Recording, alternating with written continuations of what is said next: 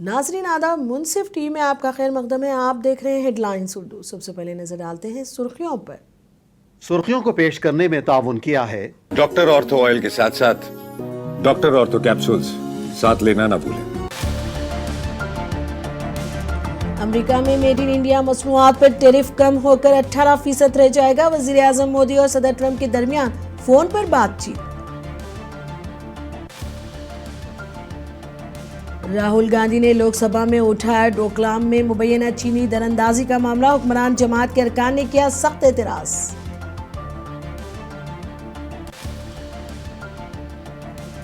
ममता बनर्जी ने election commission के इजलास से किया वॉकआउट। कहा बीजेपी के कहने पर काम कर रहा है कमीशन। एसआईआर मुतासिरा खानदानों के साथ ममता दिल्ली में। छत्तीसगढ़ के गरियाबंद जिले में फिरकावाराना तशद्दुद, अक़लियती बिरादरी के घरों को आग लगा दी गई। ख़वातीन और बच्चों को बचाने के दौरान पुलिस एहलकार हुए जख्मी। अब खबरें तफसील से। अमेरिकी सदर डोनाल्ड ट्रंप से टेलीफोनिक गुफ्तगू के बाद वजीर आजम नरेंद्र मोदी ने अहम ऐलान किया। पीएम मोदी ने बताया कि अमेरिका में अब मेड इन इंडिया प्रोडक्ट्स पर टैरिफ कम होकर 18% रह जाएगा। हिंदुस्तान और अमेरिका के दरमियान तय पाने वाले एक तिजारती माहदे के तहत ये फैसला किया गया है। इसे गुज़िश्ता साल आयद की गई भारी जुर्माना की सूरत में आयद करदा ड्यूटी के असरात में नुमाया कमी मुतवक्के है। सदर ट्रंप ने कहा कि भारत अमेरिका से ज़्यादा मसनूआत खरीदेगा और तिजारती रुकावटें कम करने की सिमत में आगे बढ़ेगा। वज़ीर आज़म मोदी ने इस फैसले को दोनों ममालिक के ताल्लुकात के लिए मुस्बित पेशरफ्त करार देते हुए सदर ट्रंप का शुक्रिया अदा किया।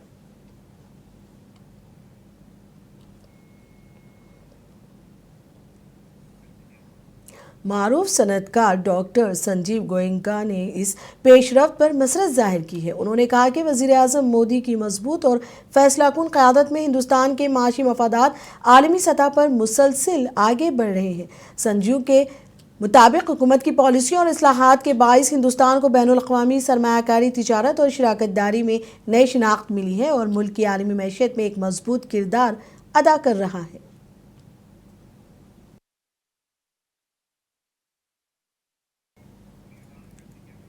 Hind America strategic partnership forum के सीईओ मुकेश अंघी ने हिंदुस्तान और अमेरिका के दरमियान तय पाने वाले तिजारती माहदे को दोनों ममालिक के लिए फ़ायदेमंद करार दिया। उन्होंने कहा कि यह माहदा दो तरफा तिजारती में तेज़ी लाएगा और इक़्तिसादी ताउन के साथ साथ स्ट्रैटेजिक शराकत दारी को भी मज़ीद मजबूत करेगा। Prime Minister came into Washington, D.C. February of 2025, and we are in February 2026. So this is the longest expected trade deal between the two countries. And so it's a win for the US and win for India. And this will drive the trade in a much more expedited manner between the two countries. Okay, so while the announcement is positive, details remain limited. So what additional clarification or follow-up actions from both the governments would you like to see to ensure smooth implementation? As President Trump mentioned that it will be implemented immediately with an immediate effect.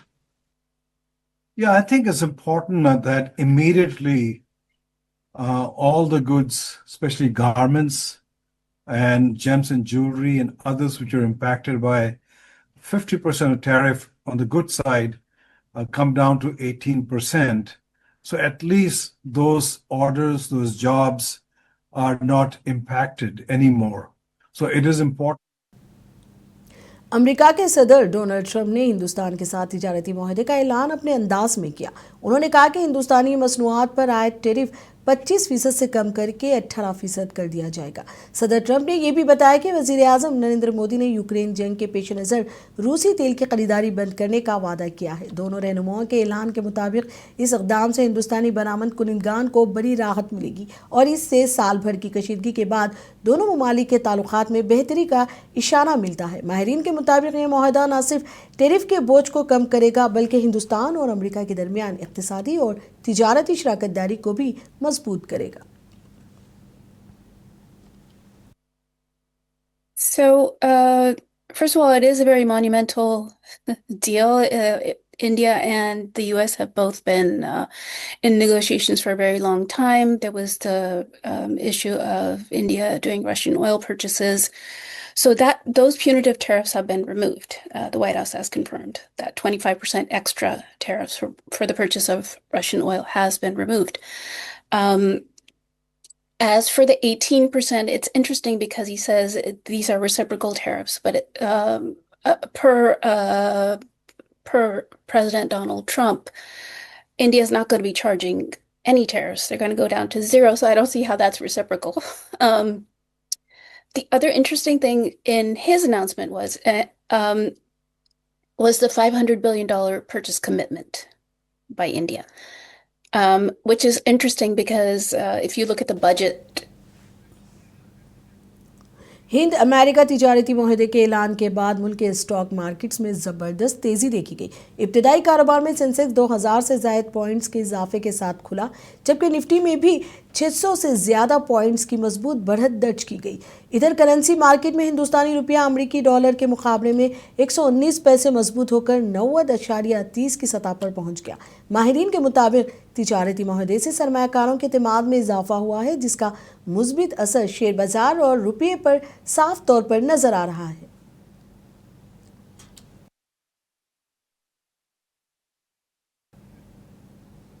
मगरबी बंगाल में इंतखाबात के करीब SIR के मामले पर तृणमूल कांग्रेस और election commission के दरमियान कशीदगी बढ़ गई है। वजीर आला ममता बनर्जी ने chief election commissioner Gyanesh Kumar के साथ इजलास के दौरान वॉकआउट कर दिया।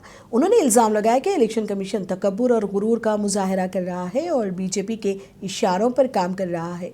इलेक्शन कमीशन के एहलकारों का कहना है कि ममता बनर्जी ने इजलास में अपने उठाए गए मसाइल पर कमीशन के जवाब को सुना भी नहीं। वज़ीर आला ममता बनर्जी SIR से मुतासिरा ख़ानदानों के साथ दिल्ली पहुंची हैं और वो वोटर लिस्ट SIR की मश्क को रोकने का मुतालबा कर रही हैं।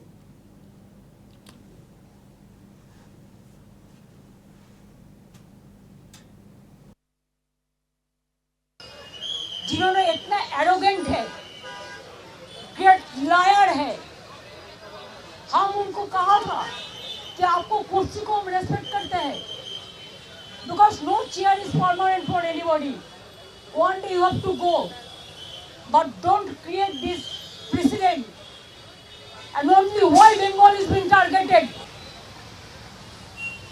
Mismatch, total unparliamentary, undemocratic. जो BLO है बोलते हैं आपने नाम नहीं दिया, हम सब नाम दिया। ऑफिसर को डर दिखाता है, इसी के लिए BLO का डेथ हुआ। 150 का से ज्यादा आदमी मर गया, उसमें बहुत सारे BLO भी है, उसका भी परिवार हमारे साथ है। हम 100 लोगों को लेके आया, जो 50 लोग हैं जिसको डेथ हुआ फैमिली का, और 50 लोग हैं जिसको बहुत सारे हैं जिसको जिंदा था लेकिन बोला है वोटर लिस्ट में मौत है। আর কারা কারা আছেন বলুন তো, যারা বেঁচে আছেন বলুন তো। देखिए बोल दिया है डेथ वोटर है, देखिए बचा है, इसको भी डेथ वोटर जिंदा है। আর কে আছে দেখুন, বুঝতে পারছেন কিছু? বাদ বাকি SIR डेथ হয়েছে আর BLO পরিবার আছে, হ্যাঁ मिल तो उनको भी मर गया। This is the voter list, draft list, सबका पास SIR का कॉपी है जिसको मौत हुआ। हमने बोला, उन्होंने उनका बात करते हैं, उन्होंने कहते उन्होंने जो किया है ठीक किया है। हमने बोला आपका कैमरामैन अनाउंस इधर में अलाउ किया, बाहर का कैमरामैन को क्यों अलाउ नहीं किया? पर्दा का पीछे में क्या है? हमने बोला आपको भी। राजस्थान के ज़िले बाड़मेर से तशवीशनाक खबर है। वोटर लिस्ट से नाम हज़फ करने के लिए फॉर्म 7 की बड़ी तादाद में दरख्वास्तें सामने आई, सियासी हलचल मच गई है। जोहटन असेंबली हल्के के कई देहात में सैकड़ों फॉर्म मुश्तबा तौर पर जमा कराए गए। बीजेपी के बूथ लेवल एजेंट्स के नाम पर ये फॉर्म दाखिल किए गए हैं, ताहम बीजेपी बूथ लेवल एजेंट्स ने उन फॉर्म्स पर अपने दस्तखत होने से इनकार किया है। एक बीजेपी कारकुन सुभान खान का कहना है कि उनके नाम से वोटर लिस्ट से नाम हज़फ करने की दरख्वास्त जमा कराई गई, जबकि उन्होंने कोई फॉर्म दाखिल नहीं किया। इन वाक़यात के बाद देहात में तशवीश पाई जाती है और इस मामले पर सफाई के लिए वोटर्स बूथ एजेंट से रुजू कर रहे हैं।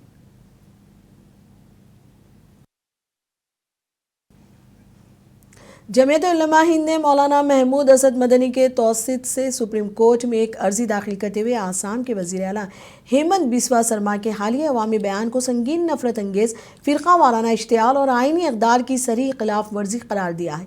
अर्जी में आसाम के वज़ीर आला की 27 जनवरी 2026 को दिए गए इस बयान का खुसूसी तौर पर हवाला दिया गया है, जिसमें उन्होंने ये दावा किया कि 4 से 5 लाख मियाँ वोटरों को इंतखाबी फहरिस्तों से खारिज किया जाएगा और ये भी कहा कि वो इनकी पार्टी बराह रास्त मियाँओं के खिलाफ है। अर्जी के मुताबिक लफ्ज़ मियाँ आसाम में मुसलमानों के लिए तहक़ीर आमेज़ और तौहीन आमेज़ अंदाज में इस्तेमाल किया जाता है।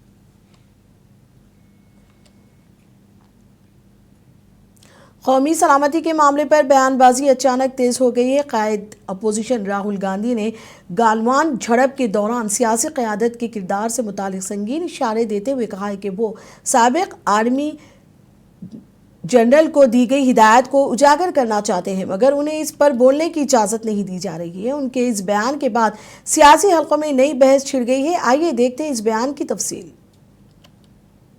मैं कह रहा हूं कि it's a matter of national security. These are the words of Army Chief, serious leader of our forces, and it's a conversation that he has had with Rajnath Singh ji and also with Mr. Narendra Modi.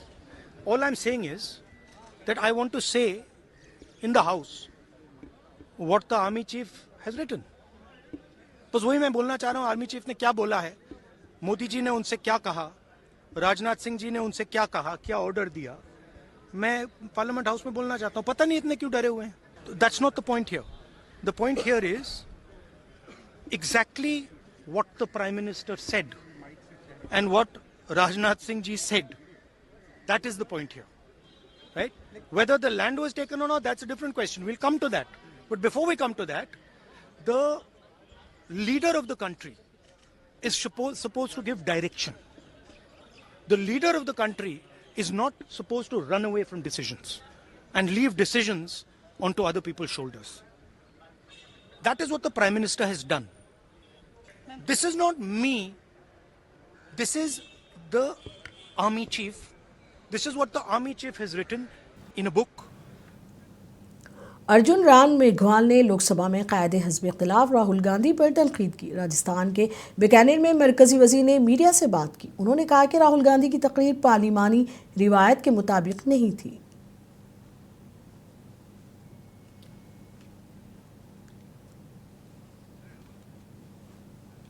मरकजी हुकूमत ने parliament को बताया कि इंदौर के भागीरथपुरा में आलूदा पानी के वाक़े का नोटिस लिया गया है और रियासतों को अमृत और अमृत 2.0 जैसी माली और तकनीकी स्कीमों के जरिए मदद फराहम की जा रही है। इस दौरान अपोजिशन पार्टियों ने ऐवान में आलूदा पीने के पानी का मसला जोर शोर से उठाया।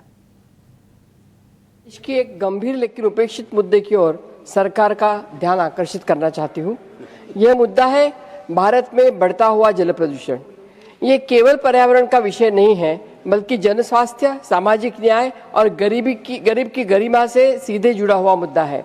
आज देश की करोड़ों जनता जिस पानी को पीने के लिए मजबूर है, वहाँ पानी धीरे धीरे जहर बनता जा रहा है। सरकारी आंकड़ों के अनुसार गंगा, यमुना, गोदावरी और कावेरी जैसी प्रमुख नदियाँ गंभीर रूप से प्रदूषित है। हम नदियों की पूजा तो करते हैं, लेकिन उसी को सीवेज और औद्योगिक कचरे में डुबा देते हैं।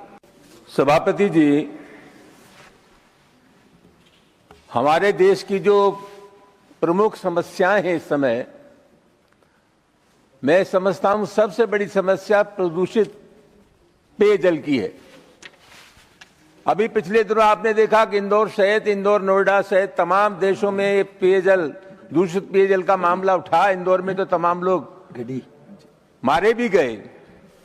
सभापति महोदय, ये सरकार जो जवाब दे रही है, ये मंत्री महोदय ने जवाब दिया है, उसका सत्यता से कोई संबंध नहीं है। और असल सवाल ये है सभापति महोदय, पूरे देश में सब लोगों को जानकारी है कि हमारे देश में प्रदूषित जल मिल रहा है। अभी कुंभ हुआ इलाहाबाद में, स्नान करने लायक पानी नहीं था। जहां जहां स्रोत है जल के समाप्ति मोदक सब प्रदूषित है। सरकार ने क्या कहा है कि ये जो भूजल है काफी हद तक ये पानी का ये पीने योग्य है, इससे ज्यादा असत्य और दूसरा कोई हो नहीं सकता। छत्तीसगढ़ के जिला गरियाबंद के गांव दुधकिया में इतवार की रात फिरकावाराना तशद्दुद भड़क उठा। पुलिस के मुताबिक एक मुकामी मंदिर में तोड़फोड़ भी हुई थी। मामले में मुलजिमान ने शिकायत कुनिंदगान और गवाहों को मुबैना तौर पर धमकाया, जिसके बाद ये वाक़यात पेश आए। मुश्तइल हुजूम ने अक़लियती बिरादरी के घरों को निशाना बनाते हुए कम अज़ कम आधा दर्जन मकानात और कई गाड़ियों को आग लगा दी। तशद्दुद के दौरान ख़वातीन और बच्चों समेत दर्जन से ज़ायद अफराद को बचाते हुए कम अज़ कम 7 पुलिस एहलकार जख्मी हो गए। पुलिस का कहना है कि हालात काबू में हैं। इलाके में इजाफी फोर्स तैनात कर दी गई है और मामले की तफ्तीश जारी है। केरला में बीजेपी के सीनियर लीडर मुरलीधरन ने मुस्लिम लीग IUML पर इल्ज़ाम आयद किया है कि वो खुद को एक मुतअद्दिल जमात के तौर पर पेश करती है, लेकिन दरपर्दा इंतहा पसंद अनासिर की हिमायत करती है। मुरलीधरन ने कहा कि अगर UDF इक़्तिदार में आती है तो कांग्रेस को बज़ाहिर वज़ीर आला की कुर्सी मिल सकती है, मगर असल ताकत मुस्लिम लीग के हाथ में होगी।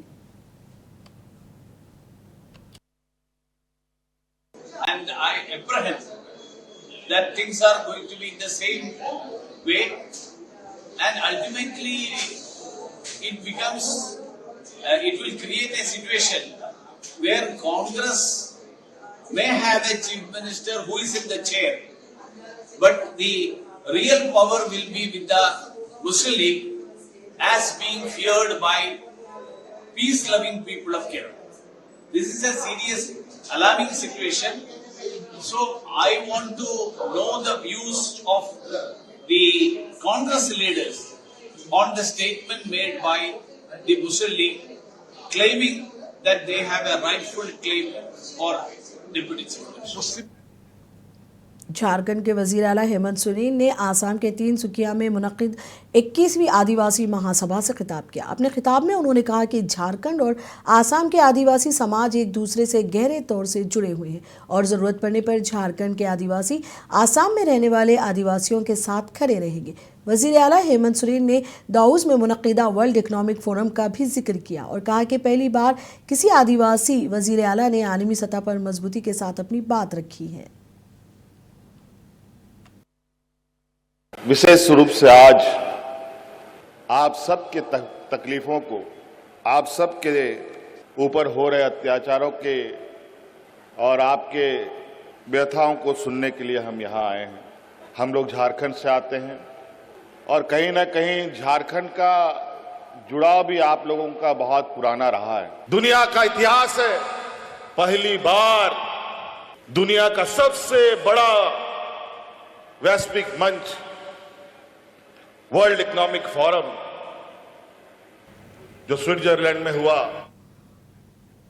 एनसीपी एसपी के एमएलए जितेंद्र ओहाड ने थाने में नेशनलिस्ट कांग्रेस पार्टी के दफ्तर पहुंचकर अनजानी अजीत पवार को खिराज अकीदत पेश किया और पार्टी के सीनियर लीडरों से मुलाकात भी की। इस मौके पर एनसीपी के दोनों धड़ों के मुमकिन इंजमाम से मुतालिक क़यास आराइयाँ तेज़ हो गई हैं। जितेंद्र ने वज़ीर आला देवेंद्र फडणवीस के बयान पर रद्द-ए-अमल जाहिर किया। इंजमाम से मुतालिक बातचीत की। फडणवीस ने अपने एक बयान में तरदीद की थी कि जितेंद्र ने कहा कि दोनों ग्रुपों के दरमियान मुज़ाकरात की बात 2000% दुरुस्त है। दूसरी जानिब एनसीपी के सीनियर रहनुमा छगन भुजबल ने अजीत पवार के इंतकाल के बाद पार्टी के दोनों धड़ों के इंजमाम की अफवाहों को मुस्तरद कर दिया। नासिक में बात करते हुए उन्होंने कहा कि उन दावों का कोई ठोस सबूत मौजूद नहीं है। तो निर्णय वरच्या पातळीवरचा आहे, तो काय माझ्या आणि नजीब आणि परांजपेच्या पातळीवरचा नाही आहे। त्यामुळे तो निर्णय वरती ठरणार आहे, त्याच्याबाबत इथे चर्चा करणं मला वाटतं संयुक्त आहे। परंतु हे हा प्रसंग आमच्यावर ओढवेल आणि अशा रीतीनं अस्थि विसर्जनासाठी। जम्मू कश्मीर से खबर है। काजीगंज में government girls higher secondary school में मंगल की सुबह अचानक आग भड़क उठी, जिसके नतीजे में स्कूल की इमारत को शदीद नुकसान पहुंचा। आग इतनी तेज थी कि इमारत बड़ी हद तक जलकर खाकिस्तर हो गई। इत्तला मिलते ही फायर ब्रिगेड इमरजेंसी सर्विस का अमला मौके पर पहुंचा और मुकामी लोगों की मदद से आग बुझाने की कार्रवाई शुरू की। हुक्काम का कहना है कि आग लगने की वजह फौरी तौर पर मालूम नहीं हो सकी, जबकि नुकसान का जायजा लिया जा रहा है।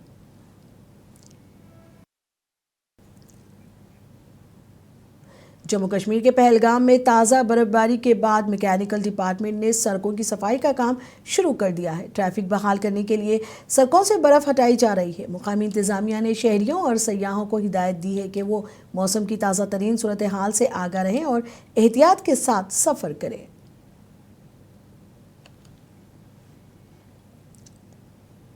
हिमाचल प्रदेश में बर्फबारी और बारिश का सिलसिला जारी है। महकमा मौसमियात ने आइंदा चंद दिनों तक सर्द मौसम की पेशगोई की है। महकमा मौसमियात के मुताबिक मंगल तक रियासत के बाज़ अजला में बारिश और ताज़ा बर्फबारी का इम्कान है। महकमा मौसमियात ने बताया कि 20 जनवरी तक रियासत में मामूल से तकरीबन 90% कम बारिश हुई थी। ताहम बाद में आने वाले ताकतवर वेस्टर्न डिस्टर्ब बने, जिससे बारिश की कमी बड़ी हद तक पूरी हो गई है।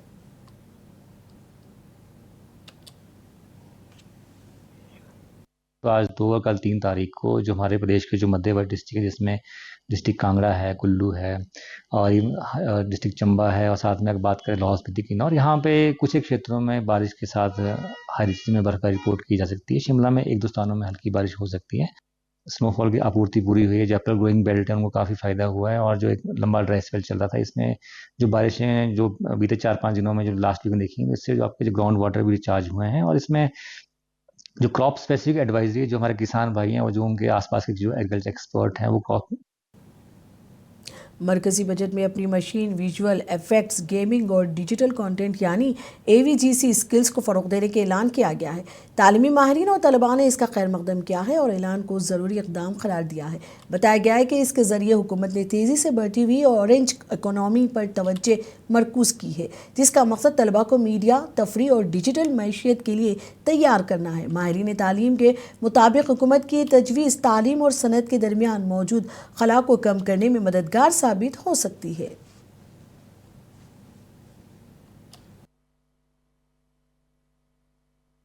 ये बहुत अच्छा फैसला है और मेरे ख्याल से बहुत पहले हो जाना चाहिए था, बिकॉज ऑलरेडी अभी टेक्नोलॉजी काफी आगे तक बढ़ गई है और अभी जो स्टूडेंट्स स्कूल से जो बाहर निकल रहे हैं इमीडिएट वो जॉब के लायक नहीं होते हैं। लेकिन इस फैसले के बाद मेरे ख्याल से कि भाई स्कूल के अंदर बदलाव आएंगे और स्टूडेंट जो है इस अंदाज से तैयार हो जाएंगे कि भाई जो नई टेक्नोलॉजी जो मार्केट में दिखाई दे रही है उसके लिए वो काम करने के लिए रेडी हो जाएंगे। आई थिंक बहुत अच्छा फैसला है, पर अगर ये हमारा कोर्सेज जो स्टार्ट हों अगर 11th ऑनवर्ड्स हों तो it will be much better, because 11th में जब स्टूडेंट्स अपने स्ट्रीम्स चुनते हैं। अमेरिकी सदर डोनाल्ड ट्रंप ने एक बार फिर वाज़ेह किया है कि उनका जेफरी एप्स्टीन से कोई ताल्लुक नहीं है और उनका दावा है कि एप्स्टीन ने उनको इंतखाबात में नुकसान पहुंचाने की साजिश की थी। ट्रंप ने कहा कि महकमे इंसाफ को चाहिए कि वो इस मामले पर ज़्यादा वक्त ज़ाया ना करें और दीगर अहम अमूर पर तवज्जो दें। उन्होंने अपने बयान में इस बात पर भी जोर दिया है कि ये इल्ज़ामात उनके खिलाफ सियासी तौर पर लगाए गए हैं। I spent time on Jeffrey Epstein's island. I mean, he's a lightweight, this guy. He's a terrible, I think he's terrible. I thought he did a terrible job at the Grammys. I thought the whole Grammys was terrible. I watched part of it. It's not watchable. But he was a lousy host. I'd say not as bad as Jimmy Kimmel, but pretty close.